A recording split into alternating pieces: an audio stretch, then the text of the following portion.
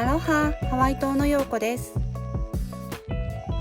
ポヒキの方にドライブに行ってきました。今回はちゃんとパホアのガソリンスタンドでガソリンを満タンにしてから行きました。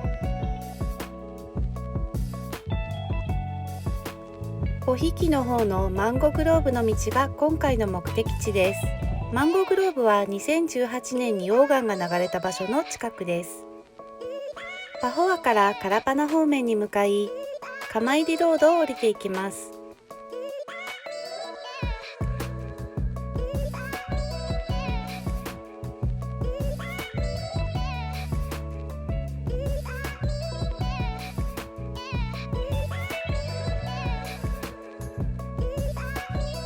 木漏れ日のキラキラが綺麗で、ハワイ島の自然にいつも優しさを感じます。いくつもの木のトンネルを抜けて137号線を左折します。右に行くとカイム・カラパナ方面です。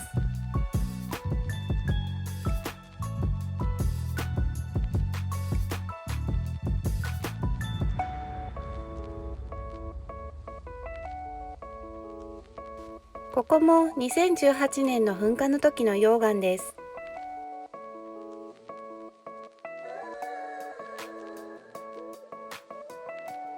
固まった溶岩をブルドーザーで切り開き、道がまた作られました。フ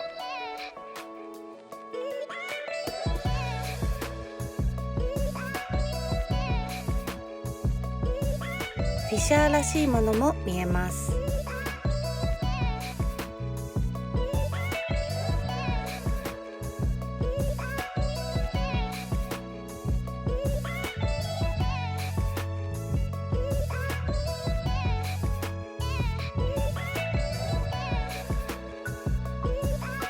マンゴーの花が咲いていました。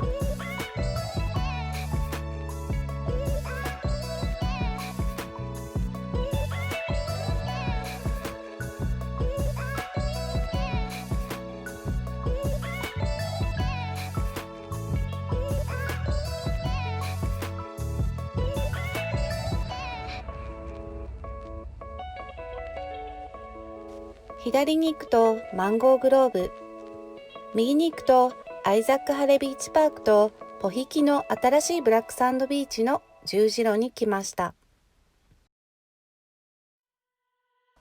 左折してマンゴーグローブを走ってみます。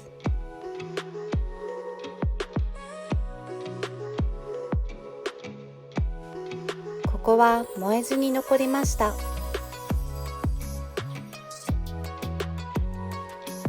ハワイ島プナに来たことがある方は、この道大好きという方も多いと思います。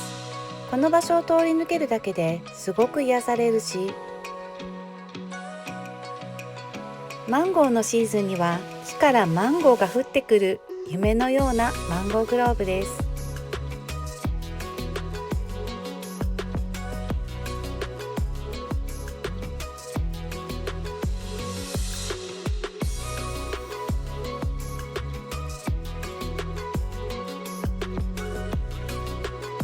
もうすぐ行き止まりのサインが出ています。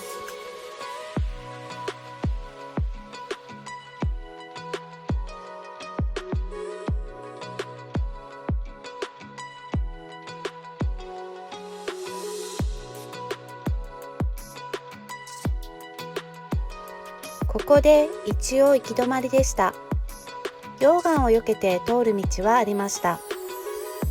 これは同じ場所で撮った2019年4月の写真です。誰かが通れるように溶岩を削ったようですね。この先にも燃え残った家があると聞きました。きっとそこの住人の方が通れるようにしたのでしょう。シダが生え始めています。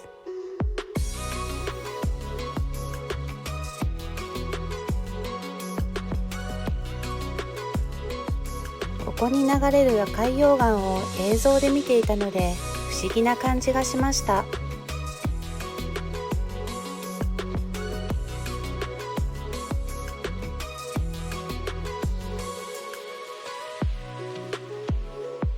では引き返して今来た道を戻ります。昔この近くにあった学校で、私はハワイの子どもたちにハワイアンキルトを教えていました。この道を通って学校に通うのが好きでした。その学校も溶岩に飲み込まれて今はないので、このマンゴーの道だけでも残っていて本当に嬉しかったです。鳥たちが楽しそうに歌っています。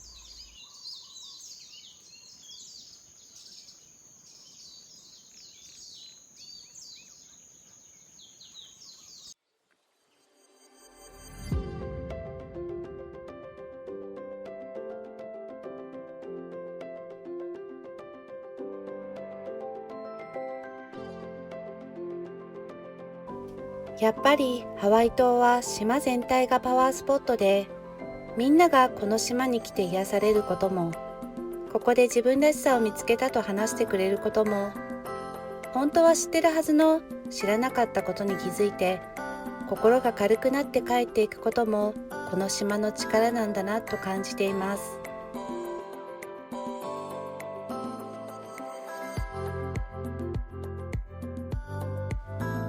ここはアイザック・ハレビーチパーク。ここも2018年にギリギリまで溶岩が来ていた場所です。建物の向こうの黒い壁は溶岩です。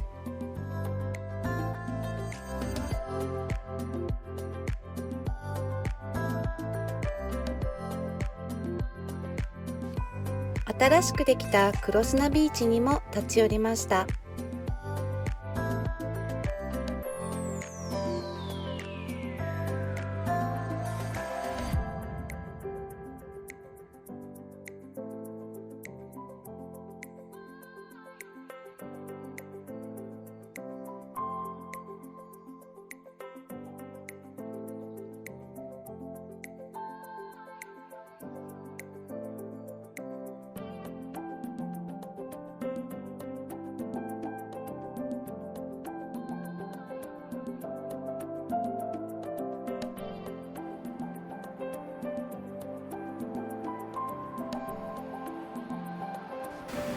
ここで泳ぐのは危なそうです。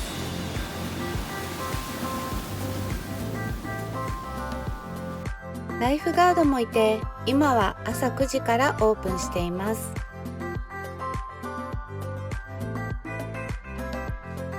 ボートランプの方も今はこんな感じです。打ち寄せられた黒砂をどけて、また船着き場にする案が出ているみたいで、調査が始まると聞きました。どんな風に変化していくのか楽しみです。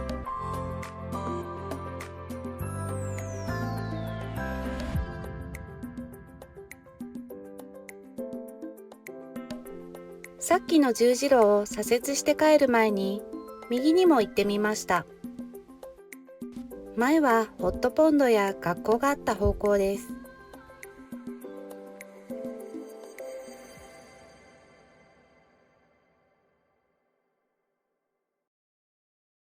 すぐに行き止まりでした。ということで、マンゴーグローブとポヒキの今でした。変わらず残っている場所と、溶岩で埋もれた場所が見れました。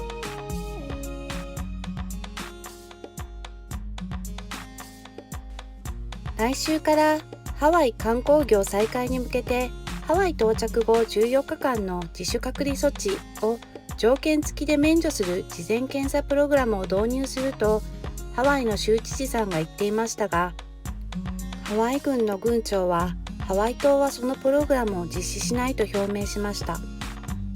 テストは1回だけだと不安だということです。ハワイ島では15日以降も引き続き14日間の自己隔離が必要になるかもしれないそうです。足並みが揃ってない感じで残念です。感染者数は今はもうあまり私自身気にしていませんが、ここ数日で増えて9日の時点でハワイ島は911人だそうです。今日の新規感染者は45人だったそうです。ハワイ州全体だと今日までの合計が13,300人だそうです。アメリカ本土からハワイに移住してきていた人たちが、もうここで生活できないと諦めて帰っていく人も増えているそうです。まだまだ先が読めないハワイですが、とにかく今を大切にしながら乗り越えたいです。また、ハワイ島の景色のいいところへ行って皆さんにお届けできたらいいなと思っています。今日も良い一日をお過ごしください。また、ハワイ島のことやハワイアンキルトのことなどアップしていきますので、よかったら高評価、チャンネル登録お願いします。